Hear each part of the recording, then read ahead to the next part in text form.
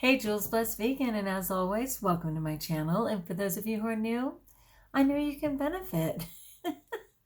I am laughing about my hair. Okay, check it. It is insanely windy in the high desert. Okay, like beyond. I'm praying for my animals.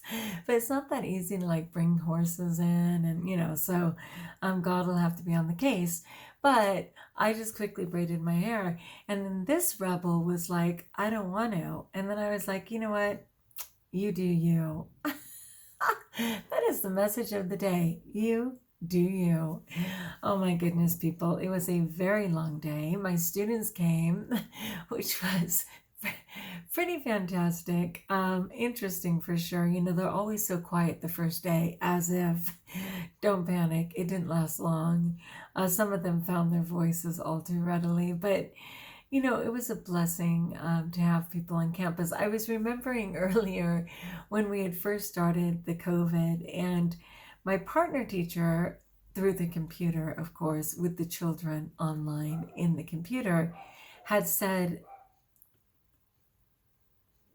Miss McCants, have you gone to PE yet? Have you had PE yet? And of course, we have Go Noodle and these online PE videos that we do. And she said, have you gone to PE yet? And I immediately said to the kids, you guys, we're going to go to PE with our partner teacher's class. Get ready. And they were like, hooey whatty? Like, all of a sudden a kid said, Miss McCants, we're at home. And I was like, I get so engaged. It just seems so completely real to me that I forgot that all my children were inside a box and not in my classroom. So it's literally been over a year, about a year and 3 weeks since I've had children in front of me. And it was kind of funny because there's a lot of things we can't do. And it was really apparent that we couldn't do those things. And it was just really funny. But it was cool. I was happy to have them. And I hope it'll just continue to evolve. But super funny. Oh my gosh, that was like a best moment ever. Guys, let's go to PE. We're at home. Now they're in front of me and we still can't go to PE. Interesting times. All right, so anyway, back to you doing you. Yeah, I'm in a really interesting place personally, and I certainly ask God to mold me, to break me, to remold me in what He needs me to be, and to make it apparent, to presume that I am somebody who struggles with the ability to learn and make whatever that plan is obvious, really obvious, And I can just tell there is change afoot. Is that a term? There is change afoot. So I'm tired, and I have a right to be. I've been doing a lot. But also I really struggled with food today. And this is something I don't know. There's such a paradox in my little JBV community. And it might be something that only I believe exists.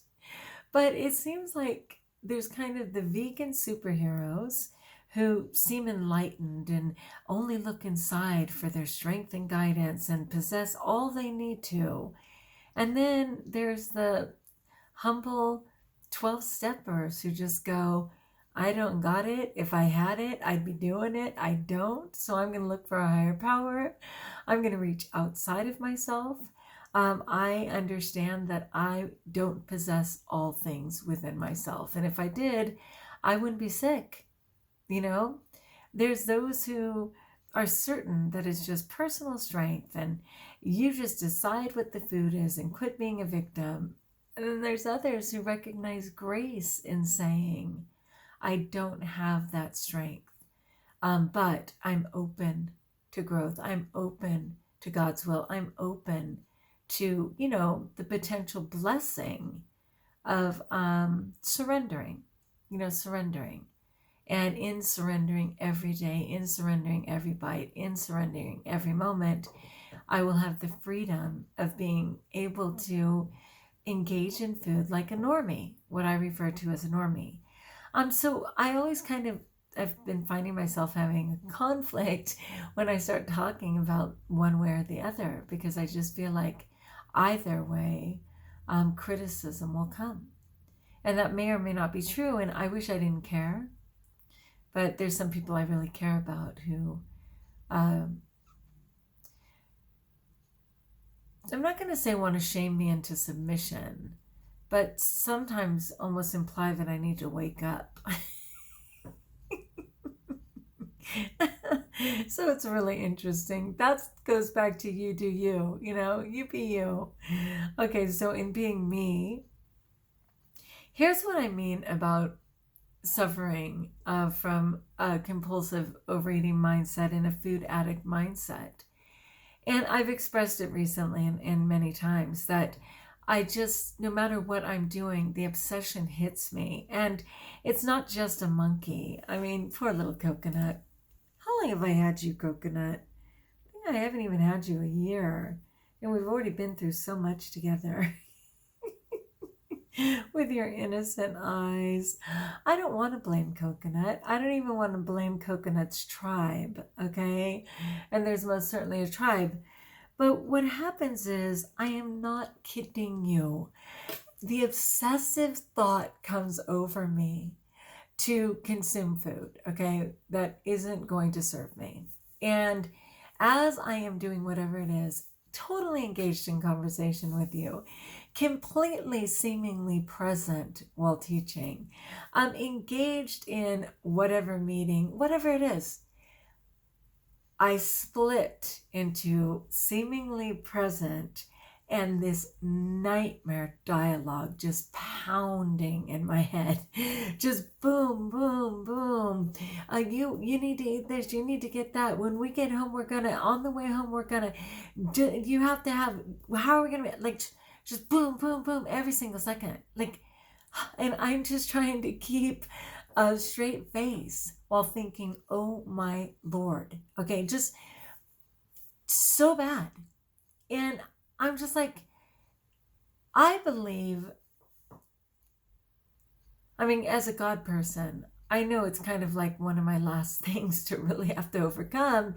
And it's been a challenge my entire life, with having memories as a 2.5 and 3-year-old surrounding food, and certainly at 4, 5, 6, and all the way up. It has been a lifelong battle, no doubt. In terms of it being a spiritual oppression, it's a really cheap one. It's one of the cheaper things the devil pulls on me, though highly effective as I continue to maintain, this weight, which by all accounts would be let go. And there's certainly other people eating similar to me who have certainly been able to just very quickly drop their weight. So it's definitely something that I'm continuing to struggle with. But honestly, that addict mindset, and I'm so lucky, there's a lot of things I didn't engage in. I never did cocaine or crack cocaine or a lot of things that, praise God, I will not know if I was addicted to. The way some of the things I did do, like alcohol. Being a pill gourmet didn't really work for me, and luckily none of that stuck with me. But by far, the greatest drug that has absolutely stuck with me, and every gimmick and game that goes along with accompanying and appeasing it, has been my food addiction. Bar none. Bar none. From grapefruit and egg diets when I'm allergic to grapefruit, to every flippin' thing out there, from Slim Fast to Jenny Craig to Nutrisystem to Herbalife to every ever from my earliest days. It's 3rd grade that I consciously remember a competitive diet, with my older sisters, where I absolutely engaged in dieting. Sadly, it went from there, and became a huge part of my life. And I try not to think that I'm doing that at this time, because I'm actually in some ways eating more calories than I ever have. And ideally I'm putting in food that serves me. But it's really hard.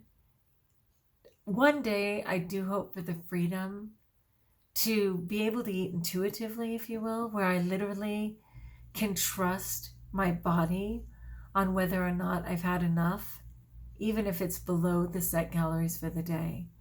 Whether or not I've had enough, even if it exceeds the calories of the day by some, I would love the freedom of that. I'm just in an interesting time because I know change is coming, but I'm not sure what it looks like. But that mindset and the insanity that goes on, if you've never experienced it, then you really don't know what I'm talking about when I talk about food addiction. If you've never semi-consciously and even not consciously, where suddenly you've gone through a food line with an intention and you get to the end and you have 4 plates and you don't know who piled the food on, and it was you. Okay, like any video is going to prove your image filling those plates. When you've consumed 6,500 or 10,000 calories in a day, and you're still literally asking yourself, did I eat? And you're not kidding. That insanity. It was very scary for me today because I had this dual personality. And one of us pulled into fast food 4 times on the way home. And the stronger one kept switching lanes and saying, we're not going there. One of us was planning every lie and trick and way to explain our way out of the binge. Luckily, the stronger one said, why don't we just continue fasting until we feel safe enough to eat? I kind of had a less than successful day yesterday in a way, and didn't feel good about it, and decided today I wasn't going to do my smoothies or my snack. I was going to go ahead and just drink a lot of water. And one of the waters, I put a tea bag in to make it fun. And when I say a lot, I mean 20 cups. And that probably led to part of the compulsive mindset. But it happens to be Tuesday, which is the sorrowful mysteries, which is, Jesus's passion. And I decided I would offer it up, which I've certainly done in the past. And I was going to go ahead and offer up every stomach growl. And I was going to offer up the the compulsion out of compassion for myself. Good save, Jules. Anyway, I did make it home. I calmly prepared my husband's meal before my own, and ate later than I would prefer for this new, way that I'm trying to do. But by the time I ate, I calmly ate and was very happy and content with what I had. And it was completely unplanned. But it was really scary and exhausting. It's so exhausting. And I'd just love to know, do you guys just have fleeting thoughts regarding food? Do you just have a monkey who says hoo-hoo a little? Or do you have a tribe of 100,000 monkeys who are literally pounding on your head to the point where you split into 2 people, one who's functioning and one who is caught in a nightmare web of obsession that will not shut up, okay? I would love to know, are you A or B or none of the above? And what is this chick babbling about? And how did I get on this JulesBlessedVegan channel? I don't know how, but I'm glad you stopped by. All right, peeps, I made it through my day. Praise God, but it was not an easy one. And change is coming, but I don't know what it looks like. All right, like if you like, join us if you haven't, subscribe. Let me know in the comments below how I may support you. And until we talk again, best of all, If you don't have this mindset, you're double blessed. And if you do have this mindset, but you're not acting on it, know that you are blessed.